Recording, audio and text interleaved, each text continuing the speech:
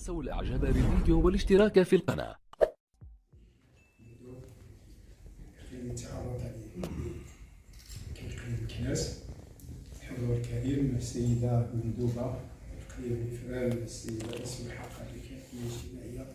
بالكناس، السيدة أنسة المصلحة، السادة والسيدات، الحضور الكريم، السلام عليكم ورحمة الله تعالى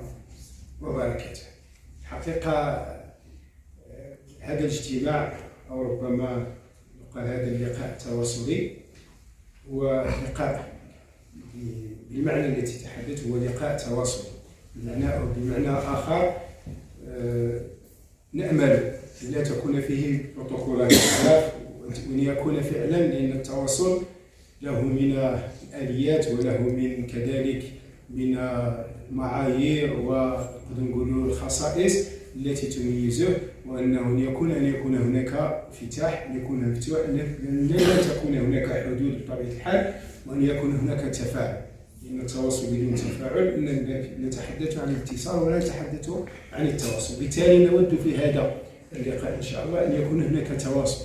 بمعنى تفاعل من أحد وغرض بطبيعة الحال للوصول إلى نتيجة معينة، وهي تجويد هذه الخدمات التي أنتم مشكورين، جزاكم الله خيرا على المجهودات التي تقومونها كسيدات وكسادة، سواء رؤساء جمعيات أو ممثلين الجمعيات أو أطر تشتغلون في مراكز مؤسسات الرعاية الاجتماعية، والتي تعملون بجد ونشاط وكذلك ومسؤولية كبيرة جدا من أجل خدمة فئات تعيش من الهشاشة، تعيش من الضغط، تعيش من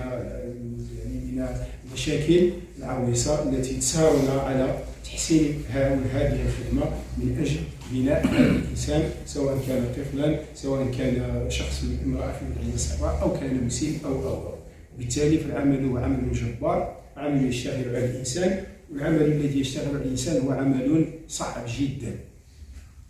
سهل جدا أن تشتغل على مزرعة، سهل جدا أن تبني مركزا كيف المكان، سهل أن تبني ما تشاء، ولكن من الصعب جدا ومن العويص، العمل العويص الشاق هو أن تبني الإنسان، وأن تستطيع أن تربي شخصا، أو على الأقل أن تبني شخصية معينة بطبيعة الحال من خلال مجهودات تقومون بها. وهو ليس شيء صعب جدا، يحتاج إلى مجهودات جبارة منكم، ويحتاج إلى فريق عمل، ويحتاج إلى إمكانيات، ويحتاج. وبالتالي ليس بالسهل، وما تقوم به هو عمل جبار فيه أجر من جهة، وفيه كذلك بناء لهذه الأمة، لهذا المجتمع المغربي بطبيعة الحال، ولفئات هي عزيزة علينا، هم أطفالنا وآباؤنا وأمهاتنا، في ذي القيادة الرشيدة لصاحب الجلالة محمد السادس نصر الله، الذي دائما يشد بحرارة الاهتمام بهذه الفئة الهشة. هذا نؤكد على هذا اللقاء باعتباره لقاء تواصل، هي نقطة مهمة جدا. أنا أشكر كثيرا أولا السيد مندوب الإقليمي لمكناس على المجهودات الجبارة التي قام من أجل إنجاح هذه العملية، وحضور بعض المندوبين تقريبا من أجل الحضور كذلك هذا اللقاء، من أجل مشاركتنا ومشاركتكم والسماع لكم في هذا اللقاء. كذلك الشكر موصول كذلك للسيد ممثل الوكالة التنمية الاجتماعية على حضوره من أجل الاستماع، وكلنا رغبة وكلنا أمل وكلنا نشاط من أجل أن نستمع إليكم فيما يمكن أن نتلقاه، فيما يمكن أن نوصله إلى الجهات المعنية، أو ما يمكن أن نقوم به سواء على المستوى الترابي أو على المستوى الجهوي أو على المستوى الوطني. قبل أن أسترسل في قيام بعرض حول مؤسسات الرعاية الاجتماعية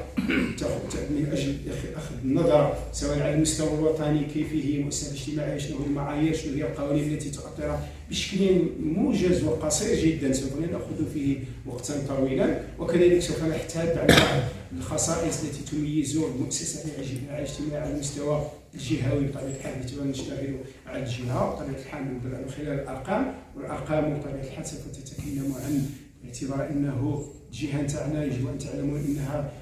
كتكلاس يعني كتترتب الثانية على المستوى الوطني من حيث العدد، من حيث المستفيدين، من حيث الخدمات، وهو رقم جد مهم. يعني أن جهة فاس مكناس بعد كازا اللي هي مدينة كبيرة بطبيعة الحال كنجيو حنا الرقم الثاني. ليس بالسهل نتحدث عن هذاك العدد الهائل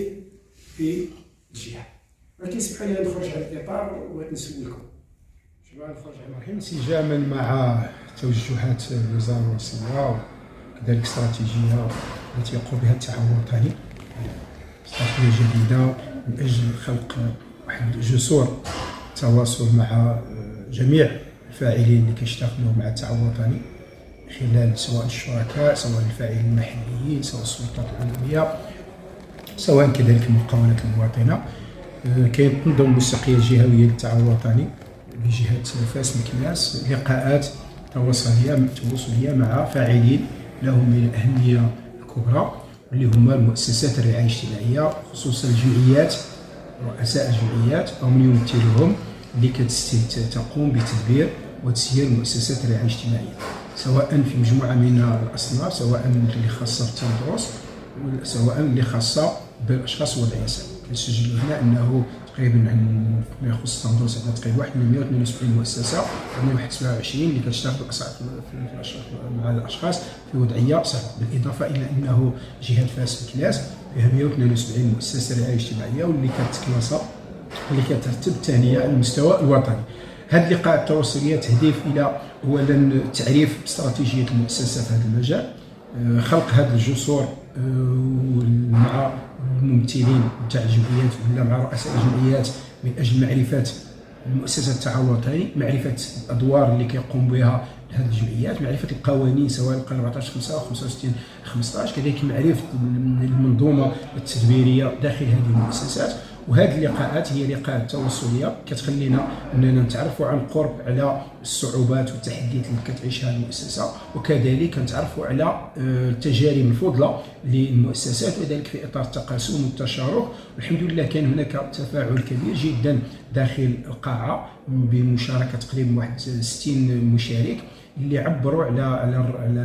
الانخراط نتاعهم، عبروا على الارتياح نتاعهم، وعبروا على كذلك على مدى انخراطهم في مسلسل الدوله الاجتماعيه من اجل العمل على خلق بناء انسان مواطن له مهمه في هذا المجتمع نتاعنا. اللقاء سوف يستمر بطبيعه الحال في مواقع اخرى، غادي نمشيو لتازا كذلك، غادي نديروها في فاس، وذلك من اجل اننا نقيسوا جميع المؤسسات ونمدوها جسور رباط ونتعرفوا عليهم ونتفهموا الاشكالات والاكراهات والصعوبات اللي كنعيشوها من اجل معالجتها في اقرب وقت ممكن، ومن اجل مواكبه هذه الجمعيات من بعد من اجل ان تقوم بالعمل تاعها بالشكل الصحيح. شكرا. لا تنسوا الاعجاب بالفيديو والاشتراك في القناة.